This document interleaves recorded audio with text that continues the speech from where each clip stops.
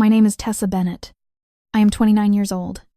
And the night my family crowned my brother as self-made, I was sitting 3 seats away with my banking app open under the table, watching the lie get dressed up like a trophy. It was a private dining room at a country club outside Raleigh. The kind of room where the carpet is thick enough to swallow footsteps, and the servers move like they are trained not to exist. My mother, Elaine Bennett, loved places like that because they made her feel important. She loved the way people listened when she spoke, like her opinions were announcements instead of noise. She lifted her wine glass and said it loud enough for every aunt, cousin, and family friend to hear. Mason Bennett achieved everything on his own. No handouts, no shortcuts, just discipline. The table erupted into applause. My brother smiled like a man receiving an award he truly earned. He placed one hand over his chest, pretending to be humbled, and the people around us smiled back, relieved to have a hero in the family they could brag about. Under the table, my screen glowed. Warehouse lease paid. Fleet insurance scheduled. Dispatch software renewal pending. Payroll bridge transfer set for Monday. All on my card. All on my name. I did not blink. I did not flinch. I just watched Mason and waited for him to correct her. If he had any decency, he would have said one sentence. He did not. My mother kept going, praising his grit and his hustle, praising his startup mind and how he never asked anyone for help. Every word scraped across the life I had been quietly shrinking so he could look tall. For 18 months, I had paid the warehouse lease for his delivery company. I covered the fleet insurance because he said it was temporary. I covered the dispatch software because he promised the next client would stabilize everything. I covered payroll once, then twice, then just one more time, until my own savings became a drain disguised as family support. Now he was sitting there letting applause wash over him like rain, while I sat silent, swallowed by the tablecloth and the expectation that I would be proud. My mother turned to me with that sweet smile she used when she wanted obedience disguised as pride. "Tessa, aren't you proud of your brother?" I smiled back, calm, polite, not loud enough to start a scene, but clear enough to cut through the performance. "Absolutely," I said, "and if Mason did it all alone, then he'll be fine without the warehouse payment I canceled before dessert." The applause died so fast I could hear someone's fork tap their plate. For 3 seconds, nobody moved. The air went still, like the room itself needed time to understand I had just spoken in a language my family did not allow me to use. Mason's smile stayed on his face, but it changed shape, like a mask cracking at the edges. My mother stared at me like I threw wine across the table instead of telling the truth. My father, Gordon Bennett, lowered his glass slowly, eyes flicking between us. My aunt whispered, "What does she mean?" Mason recovered first, because people like him train for moments like this. He laughed, a dry, fake laugh, and shook his head like I was the embarrassing one. "Tessa's being dramatic," he said. "She helped with a few things early on. That's what family does." I took out my phone, tapped twice, and turned the screen toward him. "Early on," I repeated. "The warehouse lease renewed this morning. Fleet insurance is due Friday. Dispatch software renews tomorrow. Payroll bridge is scheduled for Monday. Should I keep going?" His eyes flicked down. His jaw tightened. He did not want to look, because looking meant admitting the truth existed. But the people around us were watching now. My mother reached for my wrist and hissed, "Not here." I pulled my hand back gently. "Why not here? You praised him here." Mason leaned forward, voice low and sharp, trying to intimidate me the way he always had when I got too close to the truth. "You're embarrassing yourself." I met his eyes. "No, Mason," I said. "I funded your image. There's a difference." The room went silent again, but this silence was heavier. People weren't just shocked. They were recalculating, because nobody likes being in a room where they just applauded a lie. Mason stood so fast his chair scraped the floor. A few people from the next table glanced over. "You can't just destroy my business because you're jealous," he snapped. I stood too, but slowly, because I wanted him to see I wasn't trembling anymore. I didn't destroy your business, I said. I removed myself from it. If it collapses without me, then maybe it was never yours. His face turned red. My mother's eyes filled with tears. But not because I had been used. She cried because Mason might finally be seen. My father finally spoke. Careful and quiet. Like he was stepping around a live wire. Mason, he said. Is what she's saying true? Mason didn't answer right away. And that silence was louder than any confession. He looked at me instead, like I betrayed a secret agreement. You promised you'd help until things were stable, he said. No, I replied. You promised things would be stable 3 months ago, then 6 months ago, then last Christmas, then last week. My mother wiped her face and snapped. This is not the time to keep score. I gave a small laugh, not because it was funny, but because I finally understood the rules of my family. Mason was allowed to take endlessly. I was only wrong when I started counting. I picked up my purse and looked around the table. Enjoy the celebration, I said. I'm sure the self-made man can cover the bill. Then I walked out before anyone could see my hands shaking. Before we go further, be honest. If you watched that room go silent and you saw the truth hit his face, what would you do in my place? Comment protect if you would keep it quiet and protect the family peace. Or comment expose if you would call out every lie right there at the table. By the time I reached my car, my phone had already started vibrating. Mason called first, then my mother, then Mason again, then a text from my father. Come back inside. This has gone far enough. I sat behind the wheel, locked the doors, and watched their names light up the screen like alarms. For years, those alarms controlled me. If Mason needed help, I answered. If my mother sounded disappointed, I apologized. If my father said I was making things harder, I made myself smaller. That night, I let every call go unanswered. When I got home, I made coffee even though it was late, sat at my kitchen table, and opened a folder on my laptop called Mason Payments. I created it months earlier, not because I planned revenge, but because part of me knew I might one day need proof that I wasn't crazy. The folder held lease receipts, bank transfers, screenshots of desperate texts, and one voice memo Mason sent after I covered his first warehouse deposit. You're saving my life. Tess, I'll pay you back before anyone knows. Anyone.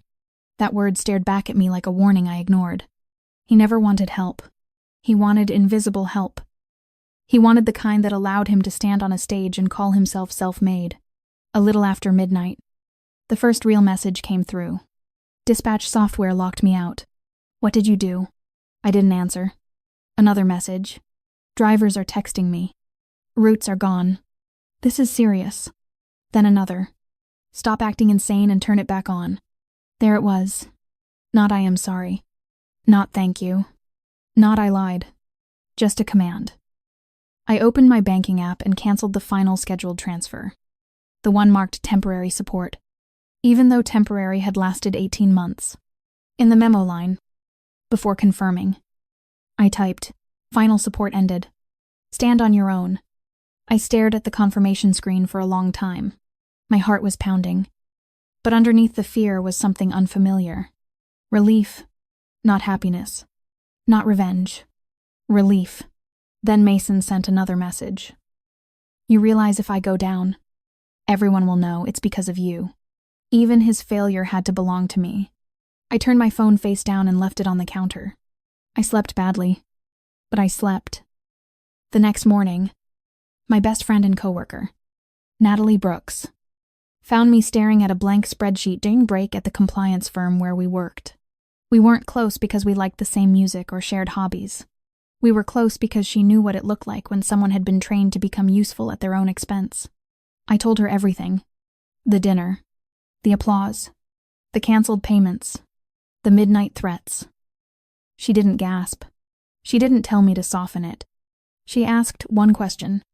How much of your life has been postponed so he could look successful? That question hit harder than Mason's anger, because the answer was everywhere. It was in the apartment I never upgraded, the certification course I kept delaying, the savings account I kept draining, The dental work I postponed because Mason always had one emergency after another. It was even in the way I checked my balance before buying groceries, while Mason posted photos from networking dinners and called them business development. Natalie leaned closer. Boundaries don't become cruel just because entitled people hate them. I repeated that sentence all day. By lunchtime, my mother left a voicemail saying, "Your brother could lose everything." I listened once and whispered to my empty office. Then maybe everything was never his. That evening, Mason changed tactics. He sent me a childhood photo of us sitting on the hood of my dad's old truck, my arm around his shoulders. Under it, he wrote, "I guess family means nothing to you." For a moment, my thumb hovered. The old me would have answered. She would have explained, apologized, softened the boundary, offered one last payment with conditions nobody respected. Then I remembered the applause, the way he smiled while I disappeared. I remembered my mother saying, "No handouts," while my money held his business together. I deleted the message without replying. Then I opened my laptop and moved every receipt into a second folder titled, "Do Not Forget." That wasn't for court. It wasn't for revenge. It was for me, because I knew the hardest part wouldn't be cutting Mason off. The hardest part would be surviving the guilt my family would throw at me for finally choosing myself. 3 days later, my mother demanded a family meeting at my parents' house. She didn't ask if I was free. She texted, 7 o'clock tonight. We need to discuss what you've done. That sentence told me everything. Not what Mason lied about. Not what they ignored. What I had done. I almost didn't go. Then a strange calm settled over me. If they wanted a meeting, I would bring the truth in writing. I printed every receipt, every transfer, every invoice with my name on it. I printed the messages where Mason promised repayment, and the midnight threat where he warned me everyone would blame me if he collapsed. I placed them in a manila folder and drove to my childhood home with my hands steady on the wheel. When I arrived, Mason was already sitting at the dining table wearing an expensive watch he claimed was a gift from a client. My mother sat beside him with tissues ready, as if he were the injured party. My father stood by the fireplace, arms crossed, preparing to judge before hearing evidence. My mother began immediately. "Tessa, you need to restore the payments until Mason can adjust." I didn't sit. "No," I said. Mason slammed his palm on the table. "You're doing this because you can't handle me being successful." I looked at him for a long moment. "Your drivers couldn't leave the depot yesterday because your route software was suspended. Your warehouse manager emailed you a late notice this morning. Your insurance broker called me because my card was removed. That's not success. That's a costume." My mother's mouth tightened. "You are humiliating him." "No," I said. "I'm refusing to keep financing the humiliation of myself." Mason stood up and pointed at me. "You promised you'd help me. I promised temporary help after you said you'd pay me back in 3 months. That was 18 months ago. You make it sound like I forced you." I opened the folder and spread the first stack of papers across the table. They slid over the polished wood like evidence in a room that always preferred emotion over facts. "You didn't force me," I said. "You manipulated me. There's a difference." My father finally moved closer. He picked up one invoice, then another. I watched his expression shift from irritation to confusion to something close to embarrassment. "This is every month?" he asked, voice low. "You paid the warehouse every month." My mother snapped. "Gordon, don't start." But he didn't put the papers down. Mason tried to grab them. I pulled them back. "These are copies," I said. "Touch them if you want." For the first time, my father looked at Mason instead of me. "You told us investors were covering operations." Mason's jaw tightened. "They were..." Tessa just helped bridge gaps. "Every month?" my father asked. Mason looked away. That tiny movement changed the room. My mother saw it too. But she refused to surrender. She turned on me with tears in her eyes. "Why would you let us believe he did it alone?" It almost made me laugh. But the sound came out brittle, because every time I tried to say I was struggling, you told me not to make Mason's moment about me. Silence. That one landed. My mother looked down, like she was seeing her own part in the lie for the first time. "Mason didn't..." He leaned forward and said the cruelest thing he could think of. You always needed to feel important. That's what this is really about. The old version of me flinched. The one trained to apologize just to restore peace. But she didn't get to speak anymore. I gathered the papers back and said, You're right about one thing. I do need to feel important. Important enough not to bankroll someone who erases me. My mother whispered. He's your brother. And I'm your daughter. I replied. No one answered. Then my phone buzzed. An email from Mason's warehouse manager. Account delinquent. Access will be restricted Monday if payment is not received. Mason saw the subject line over my shoulder. His face went pale.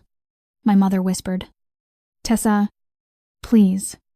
I looked at all three of them. Monday is not my problem. My father picked up one more receipt, staring at the total at the bottom. Mason, he said slowly, how much debt are you actually in? Mason's mouth opened, but no answer came out. For the first time, the golden boy had no polished speech ready. I walked to the door. Behind me, I heard my father ask again, lower this time. Mason, how bad is it? I didn't stay for the answer. Be honest. If you were watching that room crack in real time, what would you do next? Comment stay if you would stay and hear the confession. Or comment leave if you would walk out and protect your peace. The collapse didn't happen as one dramatic explosion. It happened in humiliating pieces. First, Mason lost warehouse access Monday morning because he couldn't pay the overdue balance. Then 2 drivers quit after their direct deposits failed. Then a client canceled a contract because he missed scheduled deliveries. Then the insurance broker refused to renew without payment, which meant his remaining routes became a liability. By midweek, his confident posts disappeared. By the end of the week, he changed his profile picture to a black square and posted a vague quote about betrayal. My mother liked it within minutes. Meanwhile, I did something that felt almost rebellious. I used money on myself. I enrolled in the certification I postponed twice because Mason always had an emergency. I paid the first fee and didn't feel panic. I felt space. At work, my manager, Victor Hayes, noticed I was staying late for training modules and asked what I was working toward. When I told him, he said, that certification puts you on our audit leadership track. Leadership track? The phrase stayed with me like a new door I didn't know existed. I had spent so long being Mason's emergency fund that I forgot I had my own future to build. Mason, on the other hand, unraveled publicly. He borrowed money from 2 cousins and didn't pay them back. He asked an old college friend to float payroll and got laughed out of the conversation. He posted quotes about loyalty and family and people who leave when you need them most. Then, one Saturday, he posted a long emotional message about being sabotaged by someone close and forced to shut down a promising business because family support disappeared overnight. He never named me, but he didn't have to. Relatives started texting. Business is hard. Maybe don't kick him when he's down. Forgiveness is important. Family is family. I didn't respond. Then Natalie called me during lunch and said, Tess, you need to look at the comments. I opened the post reluctantly.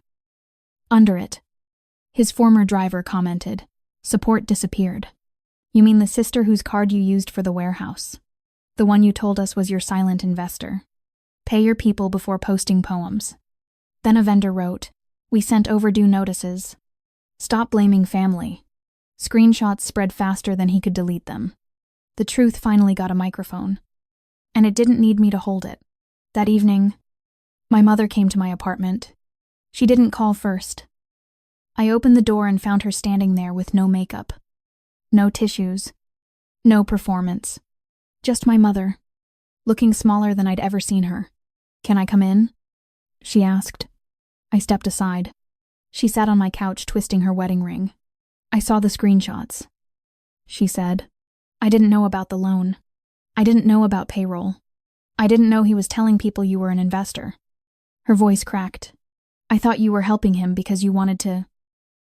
Mom, I said. I wanted to help him at first.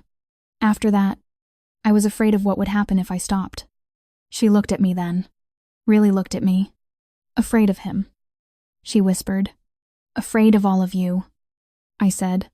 The words sat between us like something finally spoken into light. She covered her mouth. Eyes filling. I failed you, she whispered. I wanted to accept that immediately, because that would have been easy. But easy isn't always honest. You did, I said. She flinched, then nodded. Mason is at the house, she said. Your father told him we're not paying the warehouse debt. He didn't take it well. I'm not paying it either, I said. I know, she replied. I'm not here to ask you for money. I waited anyway. Because my family trained me to expect the hook after the softness. There wasn't one. I'm here because Mason said if you don't come tonight, he'll never speak to you again, she added. I almost smiled. That's supposed to scare me. My mother looked down. It used to, she said. She was right. It used to. Still, I knew this couldn't end through screenshots. I didn't owe Mason rescue. But I owed myself one clear ending. So I grabbed my keys. I'll come, I said. But I'm not bringing a checkbook. My mother nodded. I know. When I walked into my parents' living room, Mason stood by the window with a duffel bag at his feet. For a second I thought he was leaving out of pride. Then I saw the overdue notices on the coffee table and the final warehouse demand letter. He wasn't leaving because he wanted independence. He was leaving because the lie finally evicted him. My father sat in his recliner, silent and exhausted. My mother stood near the kitchen, arms folded tight, like she was physically stopping herself from rushing to save him. Mason turned when he heard me. His eyes were red, but his voice stayed bitter. Happy now? I didn't answer immediately. I walked to the coffee table and looked at the papers. No, I said, but I'm free. He scoffed. You ruined me. My father's voice cut through the room. Mason, enough. That shocked all of us. She did this, Mason snapped. My father stood slowly. No, he said. She stopped doing this. There's a difference. Mason looked betrayed, as if accountability were a knife no one warned him about. My mother stepped forward, trembling but firm. Your sister did not ruin your business. You built something you couldn't support. Then you let us praise you while she carried the weight. Mason's face twisted. So everyone's against me now. No, I said. Everyone is finally looking at you. He sat down hard and put his head in his hands. I was going to fix it. He muttered. I just needed more time. You didn't need more time, I said. You needed more money, more silence, and more people willing to believe the version of you that felt better than the truth. He wiped his face angrily. What do you want me to say? The truth. His laugh broke halfway through. Fine. I lead. I told people I had investors. I told Mom you only helped once. I told Dad the business was stable. I used your transfers to make the loan application look stronger. I thought once I got bigger contracts, I'd pay everything back before anyone found out. My mother covered her mouth. My father looked away. I felt something loosen in my chest.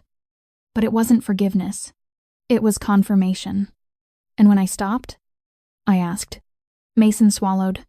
I panicked. He said. No, I replied. When I stopped, you blamed me. He didn't deny it. I took a folded paper from my purse and placed it on the table. He stared at it like it might explode. What is that? A boundary, I said. He frowned. A what? A written boundary. I said, I'm not paying your debts. I'm not co-signing anything. I'm not covering payroll, rent, insurance, software, or emergencies. I'm not answering abusive texts. I'm not letting Mom or Dad pressure me on your behalf. I took a breath. If you want a relationship with me, it starts with a real apology and a repayment plan reviewed by a counselor. Not because I expect every dollar back, but because you need to face what you took. Mason stared at the paper. You're treating me like a criminal. No, I said. I'm treating myself like a person. My father picked up the paper, read it, and said, This is reasonable. Mason looked at him in disbelief. I might have to file bankruptcy. he whispered. Then you file, my father said. I might lose the company. Then you lose it. Mason's shoulders caved in. The words finally landed because they came from the person who always rescued him with silence. He looked at me. Voice small now. I don't know who I am without it. That was the first honest sentence he'd said all night. For a moment, I saw my brother. Not the golden boy. Not the fake founder. Just a scared man who mistook praise for identity. The old me wanted to reach for him. The new me knew compassion without boundaries becomes self-destruction. Then find out, I said. But don't use me as the mirror anymore. He cried then. Quietly. He apologized. I didn't hug him right away. I thanked him for saying it and told him I needed time. A week later, my father called me for the first time without my mother on speaker. His voice sounded older. Tess, he said. Did you know Mason used your payments to qualify for a business loan? My stomach turned. He listed your recurring transfers as operating revenue, my father said. Now the lender is asking questions because the deposits stopped. That wasn't just selfish. It was dangerous. I closed my eyes. Be honest. If you found out he used your money to qualify for a loan and lied to everyone, would you sue to protect yourself? Or keep it private to avoid a family war? Comment sue or comment private. Dad, I said carefully, do not cover this for him. He didn't answer right away. Then he said, I don't think I can. The rest came in pieces after that. Mason shut down the business officially. He sold the watch. He took a warehouse night shift. He enrolled in a basic accounting class because the counselor told him he didn't understand cash flow well enough to run anything. Some relatives called it sad. I called it overdue. I finished my certification. I accepted a promotion. I rebuilt what I lost. Months later, Mason sent a payment confirmation for $200 with a note. First repayment. I know it's not enough. I'm starting anyway. I stared at it for a long time. Then replied, keep going. No speech. No rescue. Just 2 words in a door that might someday open differently. What I learned is simple. Love is not measured by how much you let someone take from you. Real love sometimes means letting people face the consequences they spent years avoiding. Setting boundaries doesn't make you selfish. It means you finally understand your life has value too. And if someone can only love you while you are useful, losing their approval might be the beginning of your freedom. If you want more real stories like this, subscribe and turn on notifications. The next one will hit even harder.